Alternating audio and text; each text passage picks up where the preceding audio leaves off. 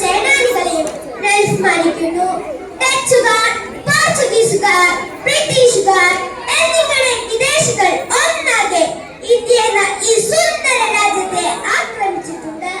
നൂറ്റാണ്ടുകളോളം സഞ്ചാരികൾ എന്ന മട്ടിൽ ഇന്ത്യയിലേക്ക് എത്തിയ ആളുകൾ ഒന്നാകെ ഇന്ത്യൻ മണ്ണിനെയും ഇവിടുത്തെ ജനങ്ങളെയും അടിമകളാക്കുകയായിരുന്നു.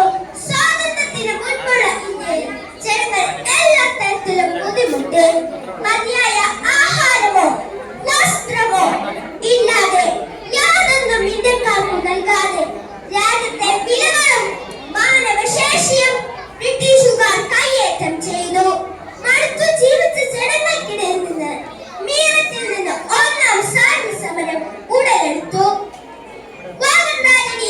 ക്വിറ്റ് ഇന്ത്യ സമരം ഇങ്ങനെ പലതും നടന്നു. രാഷ്ട്രപിതാവ് ഗാന്ധിജിയും നെഹ്റുവും അടക്കം മിതവാദികളും തീവ്ര ആശയക്കാരും ഇംഗ്ലീഷുകാർക്കെതിരെ ആഞ്ഞടിച്ചു. ഖുദറാം ബോസ്, സുഭാഷ് ചന്ദ്രബോസ്, മൗലാന അബ്ദുൽ കലാം ആസാദ് ഇവരെല്ലാം ഈ യാത്രയിൽ രക്തസാക്ഷികളായി.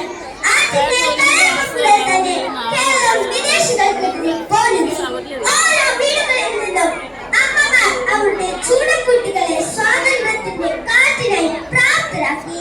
നമുക്ക് വിദ്യാഭ്യാസവും സ്വാതന്ത്ര്യം വേണമെന്ന് അവർ പഠിപ്പിച്ചു കൊടുത്തു. പയ്യന്നൂരിൽ ഒത്തുകൊടുക്കുകയും കേരളത്തിൽ സ്വാതന്ത്ര്യ ചിന്തകൾക്ക് അക്കം കൂട്ടി. AKG, K. കേളപ്പൻ, മുഹമ്മദ് അബ്ദുറഹ്മാൻ സാഹിബുമെല്ലാം കേരളത്തിലെ നായകന്മാരാണ്.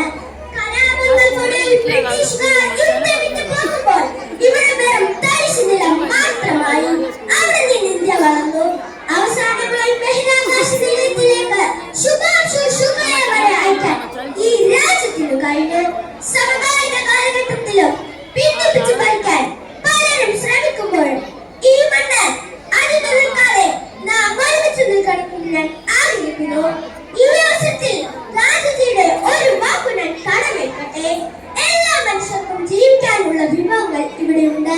ഒരാളുടെ മറ്റാഗ്രഹത്തിൽ തീർക്കാനുള്ളവ ഇവിടെയില്ല. അവസാനമായി സ്വാതന്ത്ര്യദിനത്തിൽ എഴുതപ്പെട്ട പുണ്യപ്രവയ സമരക്കാരൻ അന്തരിച്ച മുൻ മുഖ്യമന്ത്രി DS അച്യുതാനന്ദനെ ഓർത്തുകൊണ്ട് ഞാൻ നിർത്തുന്നു. നല്ലൊരു നാളേക്കായി നമുക്ക് ഒരുമിക്കാം. എല്ലാവർക്കും സ്വാതന്ത്ര്യദിനാശംസകൾ. ജയ് ഹിന്ദ്.